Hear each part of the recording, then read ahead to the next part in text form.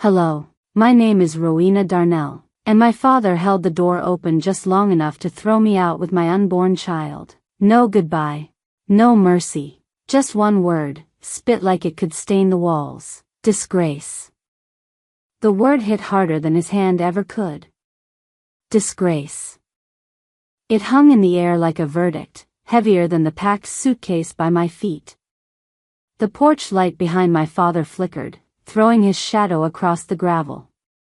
I was 17, barefoot, trembling, not from fear but from the kind of cold that starts inside your chest and spreads outward. He shoved the door wider. Get out, Rowena. His voice didn't crack. It never did. My mother stood behind him, one hand pressed against the doorframe as if she could stop the house from breaking apart. She didn't say a word. The smell of her Sunday roast still lingered in the kitchen, sweet and mocking.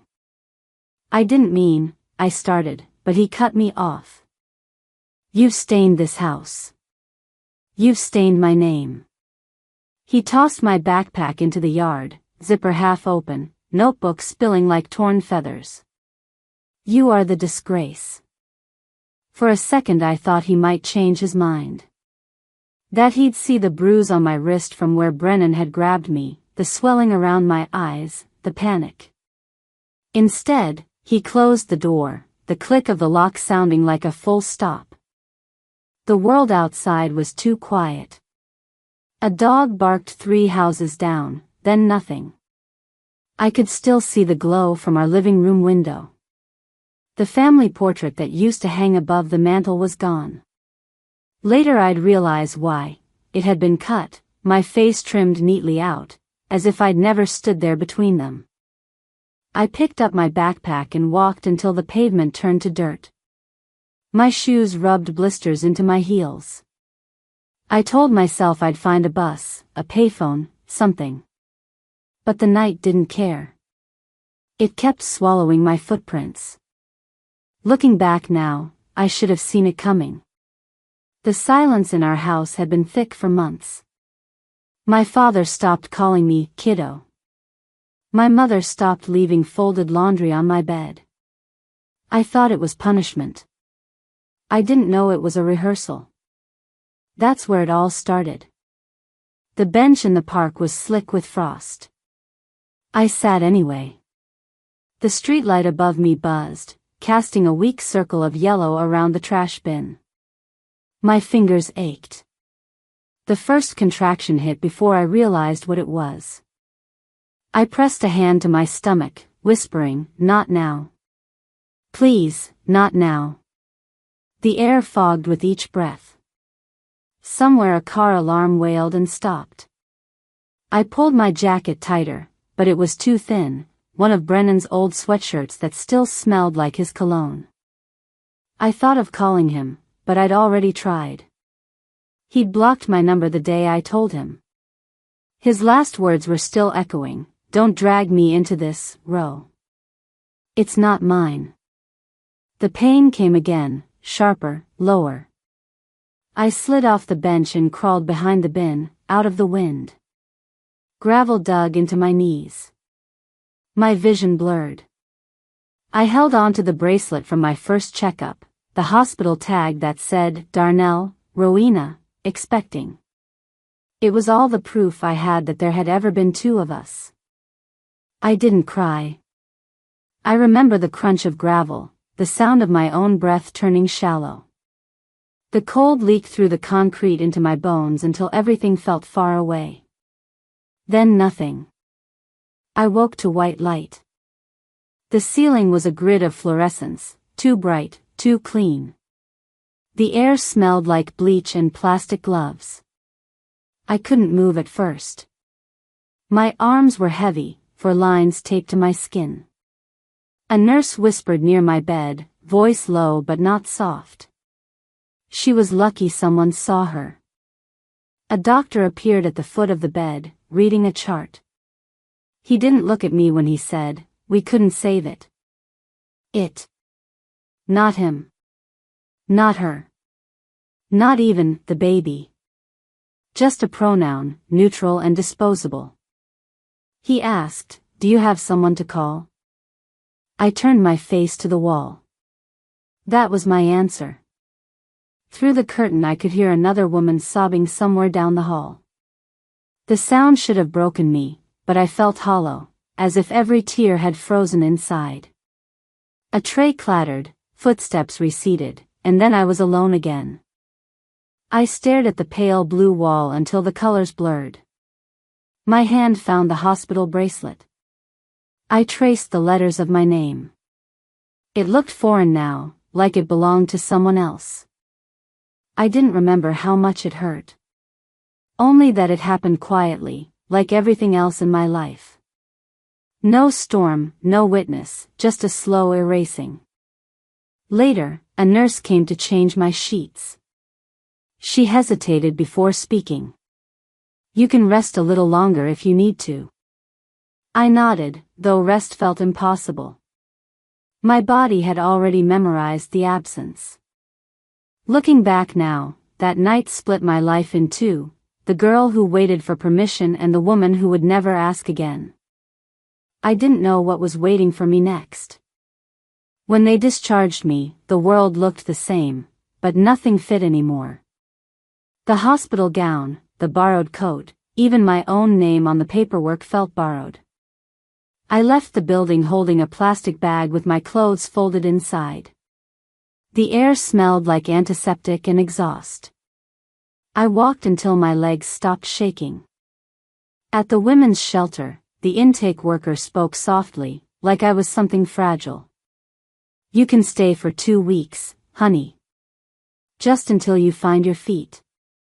Her kindness hurt worse than the cold. That night I lay in a narrow cot, listening to the hum of the furnace and the whisper of other women breathing in their sleep. I told myself I'd start over tomorrow.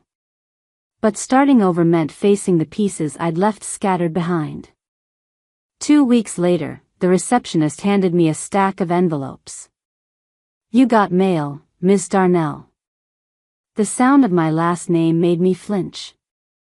Most of it was junk, clinic bills, a pamphlet about grief counseling, but one envelope stood out. Heavy paper, law office seal embossed in gold. I tore it open. Cease and desist. No greeting, no sympathy. Just a wall of legal text signed by Brennan's attorney. The letter warned me to stop harassing their client, to refrain from false claims of paternity, and to avoid defamation of character. Every line turned my stomach colder. There was a sentence about potential consequences. I had lost a child, and they were threatening consequences. I stared at the ink until the words blurred. The shelter worker, Denise, glanced up from her desk. "You okay, sweetheart?" I managed to say, "They didn't even ask if the baby lived. They just want me gone." She reached out a hand but didn't touch me. "Do you want to respond?" It already answered for me. I folded the letter and slid it into the pocket of my jacket. Grief had found itself a lawyer. The next morning, I walked to the high school. The halls smelled the same, floor wax and pencil shavings, but the air felt thinner. I'd missed the last 2 weeks of classes. Finals were coming up, and I still wanted to graduate. That small dream was all I had left. The secretary frowned when I asked for an appointment with the principal. "He's busy, but I'll see what I can do." She said it in that careful way adults use when they've already decided the answer is no. When I stepped into the principal's office, he didn't ask me to sit. My GPA printout sat on his desk, a bright list of numbers underneath a single sheet stamped disciplinary review. "Mr. Porter," I began, voice shaking. "I just need to finish my exams. I can study from home. Please." He sighed, adjusted his glasses. "Rowena, we're concerned about the message this sends to other students." "The message?" "Yes. We can't endorse this kind of behavior. You understand, don't you? Behavior. That's what they called it. Not trauma. Not survival. I worked for those grades, I said, heat rising in my throat. I didn't cheat, I didn't lie. I just got. He cut in sharply. We're not discussing the details. It's an unfortunate situation, but the school must maintain its moral standard. My counselor, Mrs. Vega, avoided my eyes. Perhaps next year you can re-enroll once things settle. Settle. As if disgrace was dust that might float away if I waited long enough. Mr. Porter tapped his pen. You do understand you can't walk at graduation, don't you? That sentence landed harder than the letter from the lawyer. I looked at the diploma frames lining the wall, names carved in gold, neat, permanent. Mine would never join them. I turned toward the door before I could cry. Thank you for your time. He called after me, you should focus on your future, Rowena. Outside, I laughed once, short, sharp, ugly. My future had already been crossed out. That night the shelter was crowded. Beds lined the walls, soft voices filling the dark. Someone coughed, someone prayed under her breath. I lay awake staring at the ceiling, the letter from the lawyer folded under my pillow beside the hospital bracelet. Both were proof of what I'd lost, one of life, one of dignity. The air smelled of detergent and instant coffee. I could hear rain tapping the roof. Denise moved quietly through the hallway, checking on us, her shoes squeaking on the linoleum. I unfolded the letter again, read it by the dim light from the window. The paper trembled in my hands. I wasn't sure if it was from anger or exhaustion. Each sentence erased another part of me, like I was disappearing in legal language. I refolded it carefully and slipped it into the plastic sleeve that once held my ultrasound photo. The hospital bracelet I wore was stretched and yellowing, the ink fading. Still, it carried my name, the one thing they couldn't take. Lying there, I listened to the rain, to the muffled sobs, to the sound of breathing that wasn't mine. I thought about the word invisible. How easily people used it. I was learning that invisibility wasn't emptiness. It was full, of memories, of voices, of everything no one else wanted to see. In that moment, I promised myself something quiet but unbreakable. I wouldn't let silence win forever. If all they gave me was silence, I'd turn it into something they could hear. I didn't sleep that night. The others around me did. Some snored, some whimpered in their dreams, one prayed in whispers that never quite reached the ceiling, but my body refused to shut down. I stayed curled on my side, the pillow under my head too thin to carry the weight of everything I hadn't said out loud. In the stillness, I heard my heartbeat louder than the rain. My fingers kept brushing the bracelet. Not because I was afraid I'd lose it, but because it was the only proof left that I had carried someone. That once, for a while, I wasn't alone in my skin. By dawn, the sky outside had turned the same dull gray as the cinderblock walls inside. The air smelled like wet wool and burned coffee. I sat up before anyone else, walked to the bathroom with a towel over my arm, and stared into the cracked mirror above the sink. The reflection didn't blink back at me like it used to. She looked steady. Exhausted, yes, but not cracked open anymore. That was the morning I met her. I'd wandered into the clinic to see if someone could check my stitches. The triage area was full, and no one made eye contact. Just the shuffle of forms, the click of pens, the questions that always started with insurance and ended in sighs. I sat in the corner, too ashamed to ask, too sore to leave. I don't remember falling asleep, but when I opened my eyes, a woman was crouched in front of me. "Sweetheart," she said. "You planning on ghosting us?" Her voice wasn't sweet. It was sure. Southern, clipped, unafraid to cut through silence. She smelled faintly of lavender and something chemical, alcohol, maybe. She had laugh lines around her eyes, but nothing about her expression said she was laughing now. "I'm fine," I said. It came out thin. "You're not," she answered calmly. "But I've seen worse. I've been worse." I looked away. The other nurses kept moving. Nobody else noticed.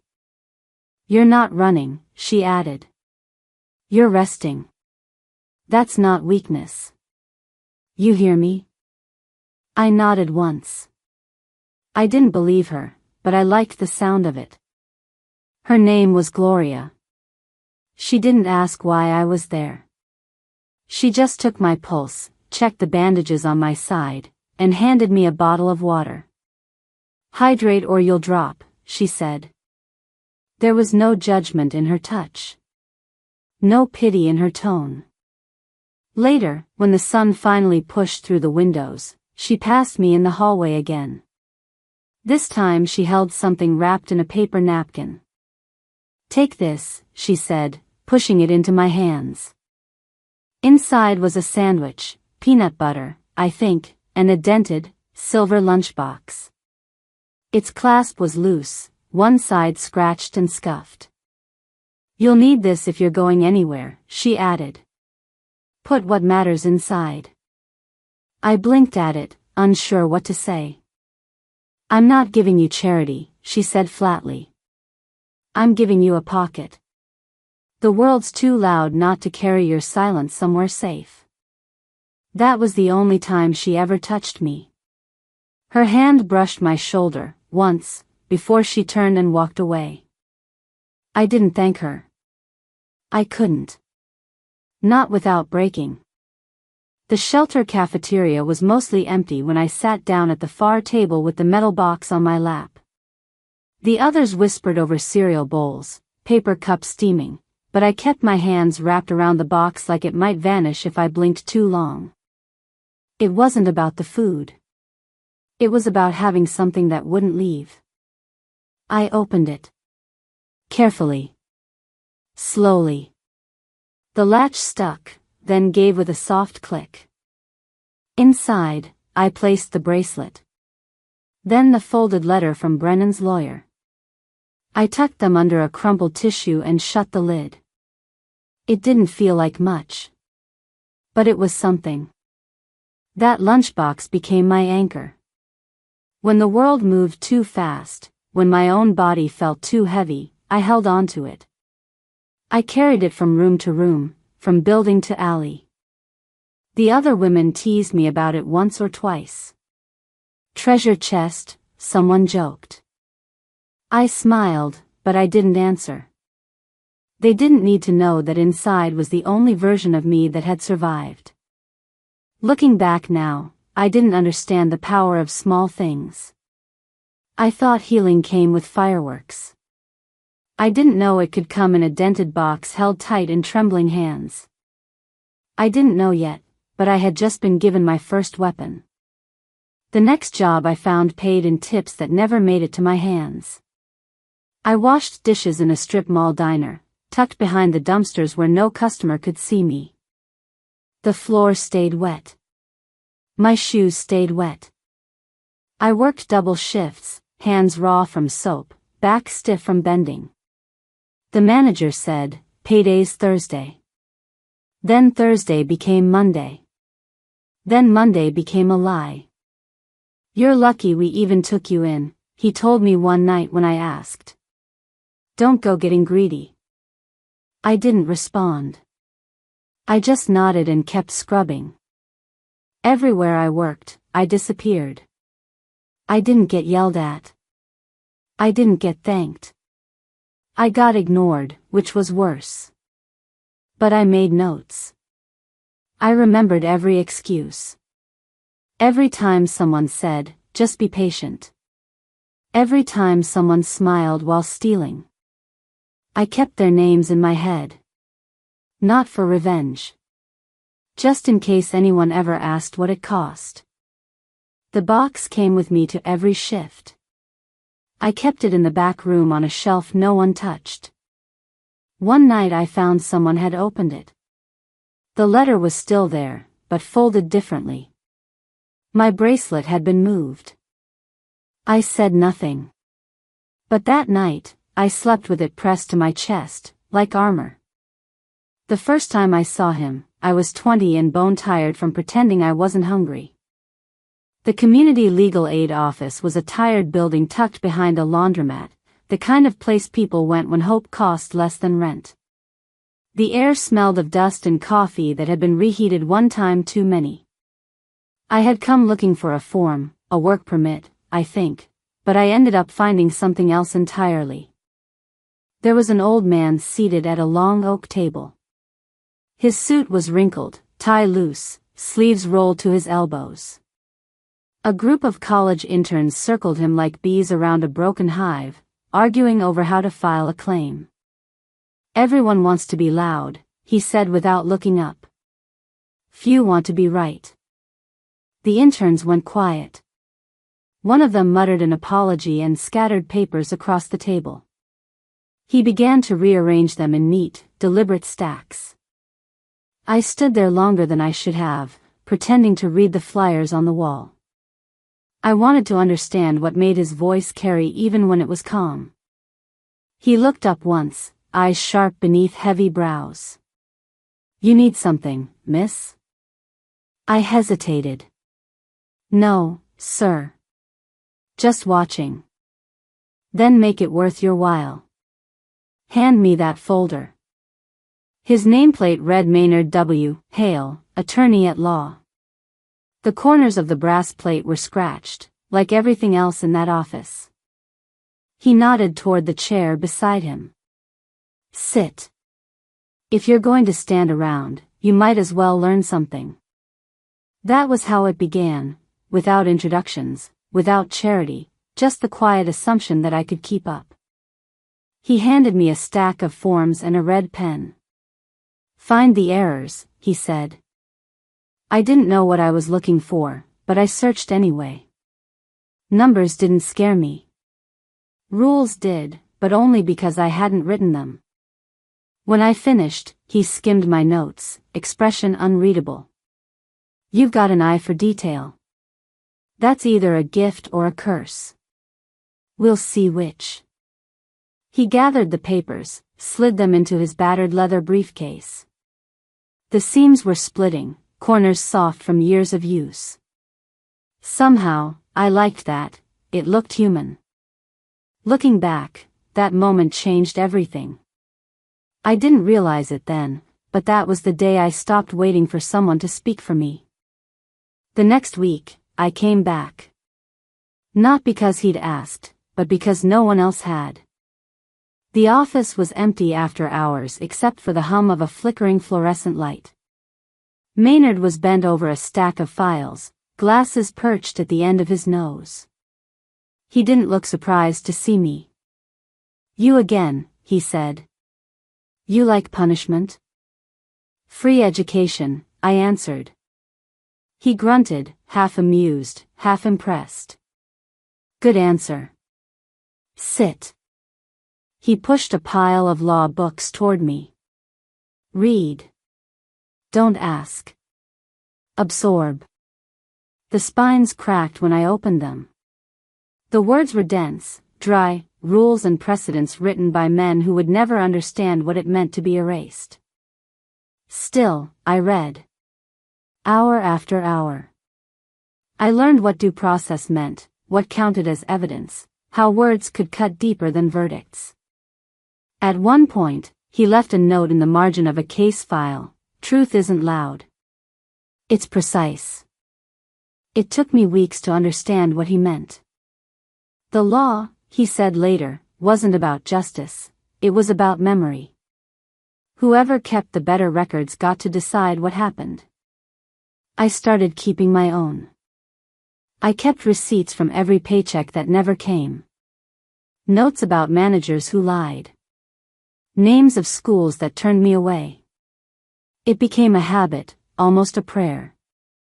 Maynard watched me one night as I sorted the papers. You're not like most of them, he said. They want the fight. You want the facts. I looked up. The fight never helped me. He smiled, faint and knowing. Then you'll last longer than they will. He didn't ask about my past. Maybe he saw it written all over me. Maybe he knew better than to make me say it. That night, when I packed up to leave, I paused at the door. The smell of old paper and stale coffee felt like safety. This isn't a favor, he said quietly. It's a test. I'm not helping you. I'm measuring you. I nodded. Then I'll pass. He leaned back, eyes sharp. We'll see. On my way out, I caught my reflection in the glass door. The woman staring back didn't look fragile anymore. She looked deliberate. The law had never called me a disgrace. It had just forgotten to defend me. I planned to change that. 10 years later, I sat in a small office with real windows and a computer that didn't freeze every hour. My lunchbox, the same dented one Gloria had given me, sat on the shelf behind my desk. Inside it were my first notes, the faded bracelet, the letter I could never throw away. The inbox pinged with a new message. Subject line, "We believe in your voice." I stared at it for a long time.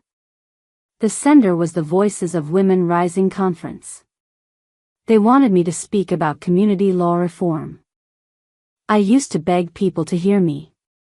Now, they were inviting me to talk. I didn't reply right away. I let the message sit, glowing quietly on the screen.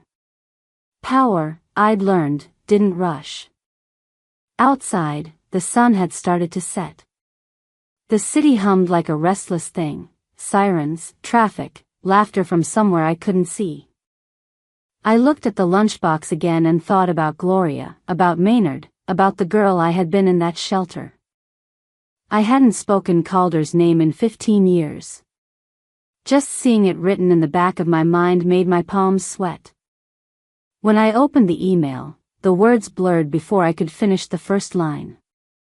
Voices of Women Rising Conference. Keynote panelist. Sponsored by the Heritage Legacy Fund. That last line stopped me cold. The Heritage Fund. My father's foundation. I knew the name as well as my own, though it had never included me. He wasn't mentioned, but I felt him between the lines, like a scar that tingles before it splits open. I closed my laptop. The office around me was modest, 2 desks, mismatched chairs, a window overlooking a cracked parking lot. But it was mine. 15 years of law school, bar exams, tireless advocacy. Every voice I helped restore had carved this space. My peace. My power. Morning. Marcy burst in before I could steady myself. 24, idealistic, and tireless, Marcy believed every problem could be solved with caffeine and tenacity. You are not going to believe this, she beamed, waving a glossy press kit. They updated the sponsor list, you're gonna freak. I didn't say a word. She dropped the packet onto my desk, grinning. Look. Flyers. They used your picture and, wait, let me find it, there. My picture smiled up from the page. And next to it, in bold letters. Legacy sponsor, Calder Darnell, the Heritage Foundation. The room fell silent in my ears. He didn't need to speak, I said quietly. What? Marcy blinked. He bought his way into the room. She stared at the page, then at me. Wait. Darnell? As in? I nodded. My father.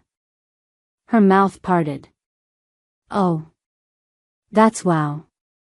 Public relations gold, I said, folding the paper in half. For him. He's using your name, she whispered. No, I replied, gaze fixed on the crease splitting the flyer. He's using my success. There's a difference. The man who once erased me to protect his image now wanted to bask in the light of mine. That night, I sat alone at my desk, the office quiet except for the hum of streetlights outside. From the back of my safe, under tax returns and sealed files, I pulled out a folder I hadn't touched in over a decade. The metal hinge creaked like a memory. Inside was a sealed envelope, heavy and yellowed. I slid out the contents with trembling hands.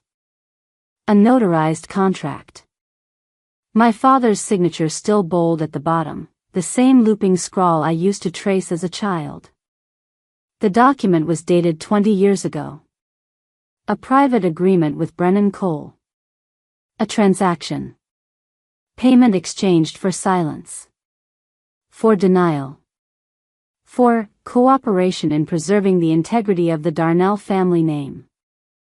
Every line was precise. Cold. Professional. He hadn't just cut me out. He'd paid someone to help him do it. I ran a thumb over the notary seal. I'd kept it all these years, not for revenge, but to remind myself I wasn't crazy. That I hadn't imagined the gaslight. But now, holding it, I knew, this wasn't just proof for me anymore. It was evidence for the world. My phone buzzed. A message from Maynard. Still awake? Yeah. Found the file. Then you know what to do. Let it breathe. Soon. The silence that followed was heavy, with promise. This time, I whispered, he doesn't get to sit silent. I placed the contract into the lunchbox beside the bracelet and the letter. It fit like it had always belonged there. 1 week before the conference, I stood on the stage. The lights were half dimmed. The chairs still stacked. The scent of new carpet clung to the air. The room was quiet, mine for a moment. I stepped to the podium, placed my notes down, and tested the mic. Good evening, I said softly. The words bounced gently across the room. Steady. Whole. I wasn't rehearsing the words, I was rehearsing the silences. The spaces where breath would carry more truth than any sentence. I didn't plan to mention him. Not even once. To name him would give him ground he hadn't earned. He'd speak in his polished voice, about legacy, redemption, family. He'd flash the same smile from every fundraiser, every church stage. Let him. I wouldn't answer him. I wouldn't even turn toward him. The lunchbox rested near the podium, its dented lid catching the light. Inside was everything they tried to bury. I won't waste breath on his name, I said, barely above a whisper. He'll live in the silence. That's where cowards stay. What was that? The sound tech asked. Just practicing, I replied. He shrugged. I stayed a while longer, letting the stillness wrap around me. They expected a daughter. They were going to meet a witness. The night after rehearsal, I couldn't sleep. The words I hadn't spoken hovered above me like ghosts. The air felt heavy with something unfinished. When dawn came, I found myself driving south towards San Antonio without deciding to. My hands just turned the wheel, following an old habit, home. The Darnell house hadn't been sold. My father had converted it into one of his family resource centers. The front gate bore a new brass plaque, polished to perfection, engraved with the Heritage Family Initiative. I parked a block away and sat there a long time, staring through the windshield at the house that raised me and rejected me. The curtains were drawn tight. The porch swing where my mother used to sit was gone. Only the chain hooks remained, dangling like unfinished sentences. I still had a spare key, the one I'd hidden in a rusted birdhouse by the shed 20 years ago. It was right where I'd left it, under a layer of cobwebs and dust. My hand shook when I unlocked the side door. Inside, the house smelled faintly of lemon polish and thyme. I walked through the hallway, shoes echoing softly against the wood. The walls were lined with framed photos, smiling faces of families who donated to his programs. Not one photo of ours. His study was at the back, where the light didn't reach. The filing cabinets stood like sentinels against the wall. The air was thick with old paper and secrets. I opened drawer after drawer, scanning folders labeled grants, tax records, public relations. Nothing personal. Nothing real. Then, in the bottom drawer, behind a stack of sealed manila envelopes, I found it, a small cardboard box, wrapped in brittle packing tape, the corner stamped USPS 2006. Addressed in my mother's handwriting. I knew that cursive instantly, the loops and slants of her name. Margaret Darnell. It was addressed to me. The return address was from a small town outside Houston, the place she'd moved after I was gone. The seal was unbroken. My father had never opened it. He'd hidden it here, buried under a decade of paperwork. I ran my finger along the ink of my name. It had smudged slightly, maybe from her tears. I didn't forget her. I just thought she did. Turns out, grief had a middleman. And he intercepted everything. Back at my apartment, the sky cracked open with rain. The city outside was muted, streets gleaming under the downpour. I set the package on my kitchen table, staring at it like it might vanish if I blinked. When I finally peeled the tape away, the smell of cedar and perfume drifted out, my mother's scent, faint but unmistakable. Inside were folded letters, soft from being handled too many times, and a small velvet pouch. The first envelope was dated a year after I left home. Rowena, my heart. I'm sorry it took so long to find where you were staying. I wanted to call, but your father said you needed space. He promised he'd pass this along when you were ready. I hope you're safe. I hope you know you are loved. Mom. My throat tightened. Another letter, later that same year. They say time heals everything, but it only stretches the ache thinner. I dream about you every night. I keep a room ready in case you ever want to come home. It's painted blue now. You always liked blue. The ink blurred halfway down the page, a small water stain blooming in the corner. The third envelope held a check, torn in half, and a note that simply read, "He said you wouldn't need it." But I knew better. The velvet pouch contained a jade pin shaped like a leaf. I remembered it from when I was little. She used to wear it on her coat during winter, the only splash of color against the gray. She loved me. She never stopped. And he made sure I'd never know. I pressed the letters to my chest and closed my eyes. The rain beat harder against the window, steady, relentless. He hadn't just erased me from his life. He'd built walls high enough to block hers too. Later that night, I opened my laptop to review the conference site again. The home page had changed. There it was, my face, smiling under studio lighting I didn't remember posing for. The caption read, "Empowering Women Through Legacy." Below it, my father's portrait. Calder Darnell, patriarch of legacy women. The bile rose in my throat. A quote in bold letters, "Every daughter needs structure." Mine grew into greatness. He'd done it again. He stole her voice. Then mine. Now he wanted applause for what he buried. I scrolled through the event summary. His foundation had become the headline sponsor. The press release read as if he had built the very platform I'd been invited to speak on.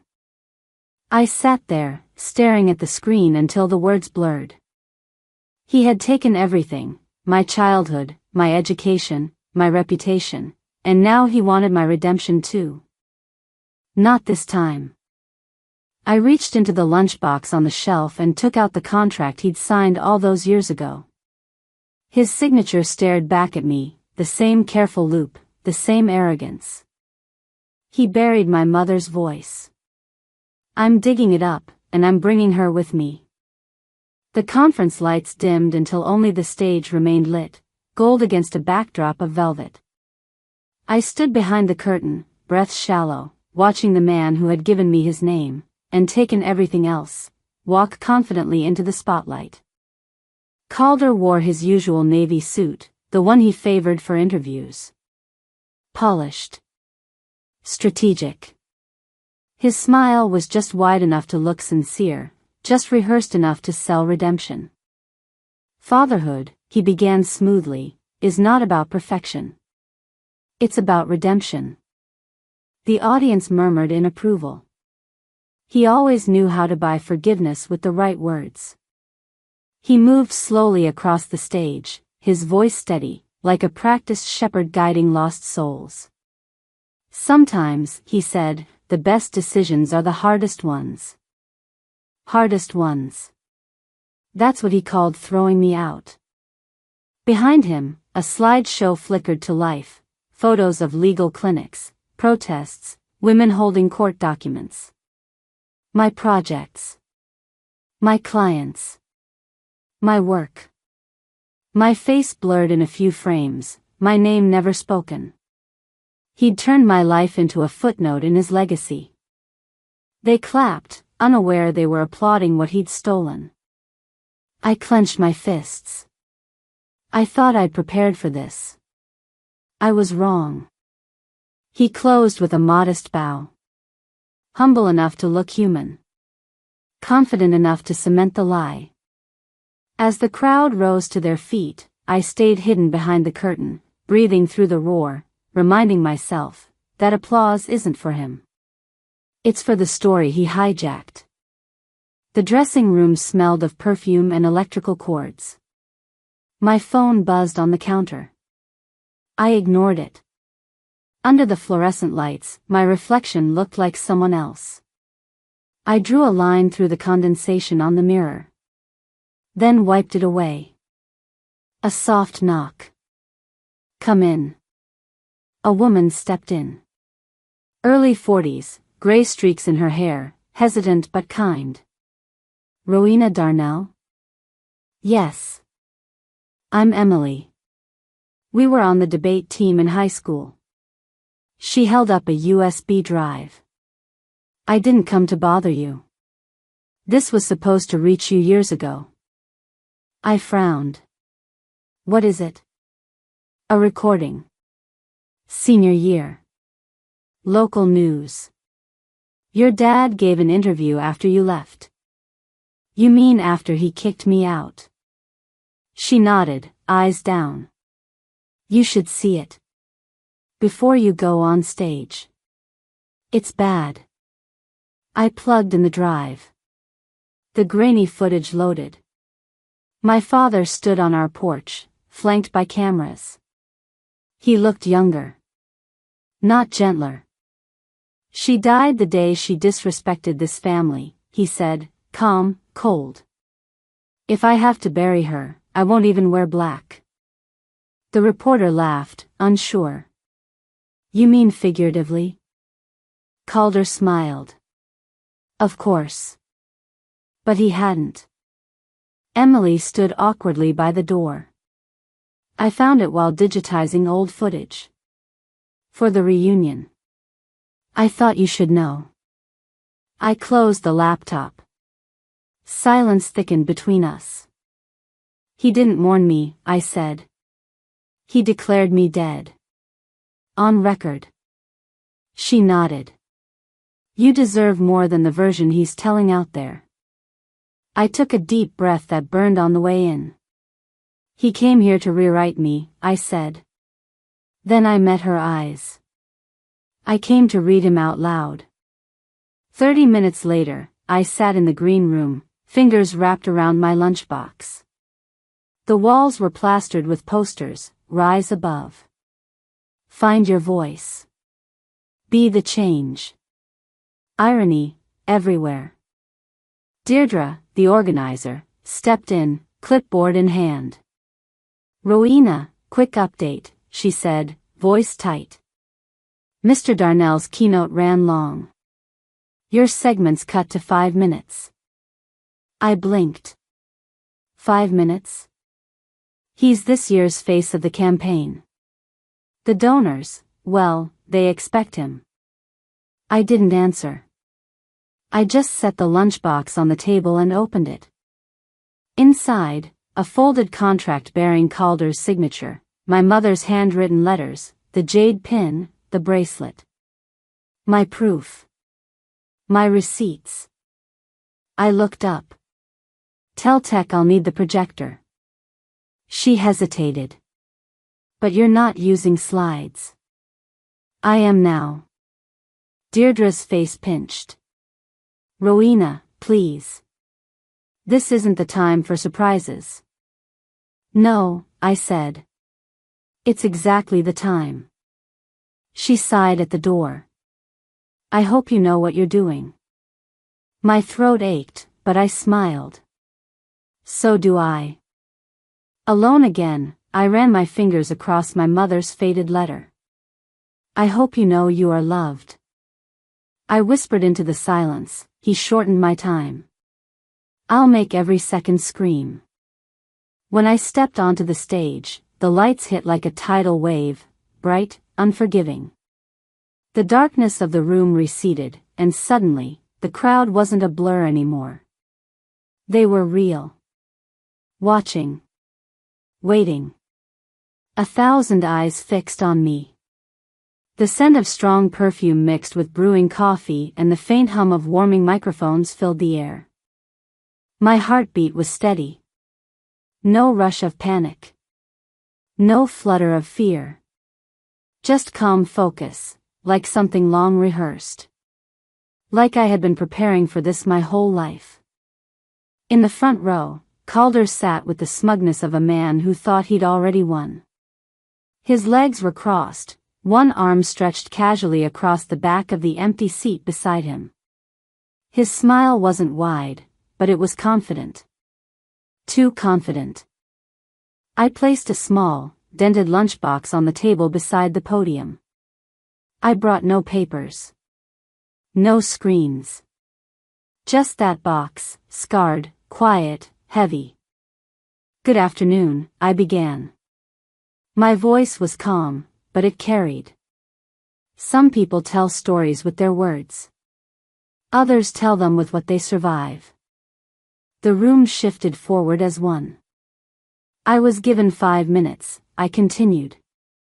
So I'll make them count. Calder's smile didn't falter, but his fingers curled slightly on his knee. My story isn't new, I said. You've heard pieces of it before. But never from me. The headlines called it resilience. The truth called it something else. I unclasped the lunchbox. The metallic click echoed like thunder. Inside this box are the things I was told to forget. I pulled out a hospital bracelet, yellowed, brittle. This, I said, was the last thing that had my name on it before they erased it. Gasps whispered across the hall. I placed it on the podium and unfolded a letter. My mother wrote this. 20 years ago. My father never let it reach me. I read, I hope you know you are loved. I hope you know I never stopped looking for you. Tears welled in the crowd. Calder's expression hardened, his eyes narrowing. And this, I continued, pulling out a folded document, is what silence looks like on paper. The projector lit up. On screen, Calder's signature. The clause. The payment. The date. Everything. Calder flinched. The light, so bright before, now seemed to pin him in place. He assumed I'd explode. Or forgive. But I'm not here for either. I let the words hang. I'm here to document. A stillness fell over the room, like breath holding its breath. They stole my voice, I said. So I built a microphone out of it. The silence wasn't empty. It was powerful. This isn't revenge. It's record-keeping. Because what we document survives. I folded the paper, closed the box. Legacy isn't built on lies. It's built on those who refuse to stay buried. The applause began slowly, cautious. Then it rose. But I wasn't done.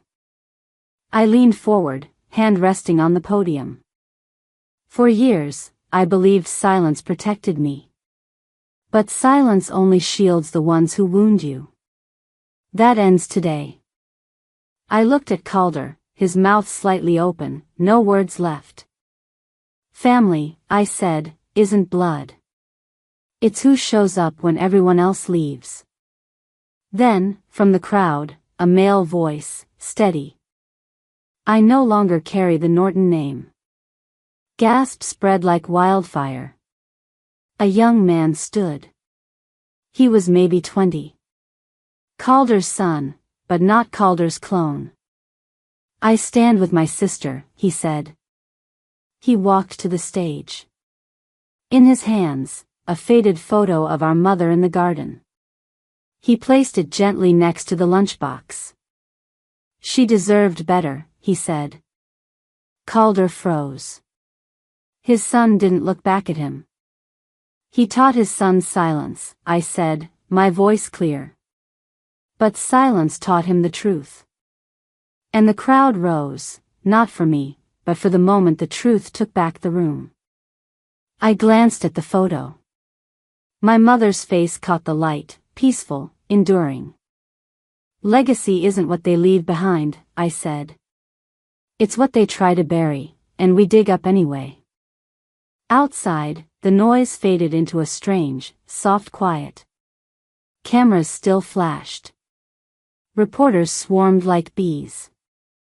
Calder stood near the exit, hounded by questions. Did you hide her letters? Did you pay for her silence?